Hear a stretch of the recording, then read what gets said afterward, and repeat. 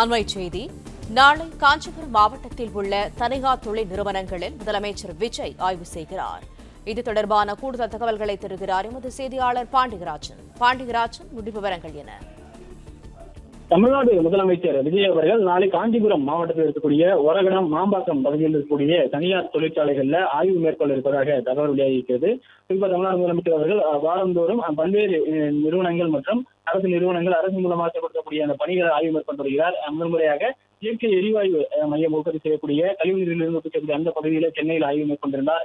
அதன் பிறகு கழிவுநீர் சுத்திகரிப்பு நிலையத்தில் சென்று மறுசுழற்சி முறையில் நீரை பயன்படுத்துவது தொடர்பாக இருக்கக்கூடிய அந்த நிறுவனத்திலும் ஆய்வு செய்திருந்தார்.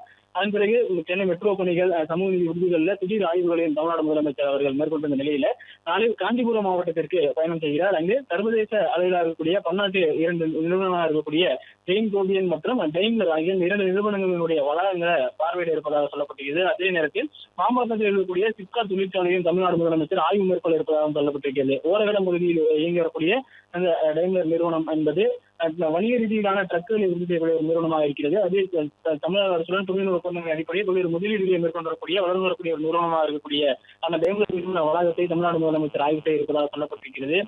அதே நேரத்தில் மாம்பாக்கம் பகுதியில் இருக்கக்கூடிய ஜெயின் கோபியன் என்கின்ற கண்ணாடி தொழிற்சாலை நிறுவனமாக இருக்கக்கூடிய இந்த லென்ஸ் உள்ளிட்ட பொருட்களை தயாரிக்கக்கூடிய அந்த நிறுவனத்தையும் தமிழ்நாடு முதலமைச்சர் பார்வையிட இருப்பதாக சொல்லப்பட்டிருக்கிறது.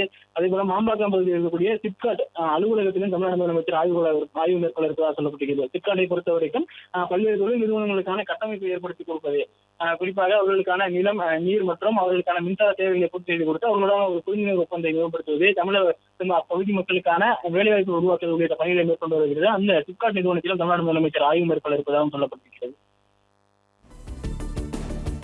பிளே ஸ்டோர் மற்றும் ஆப் ஸ்டோரில் இருந்து பாலிமர் செயலியை QR கோடு மூலம் பதிவிறக்கம் செய்யுங்கள். செய்திகளை உடனுக்குடன் பெறுங்கள்.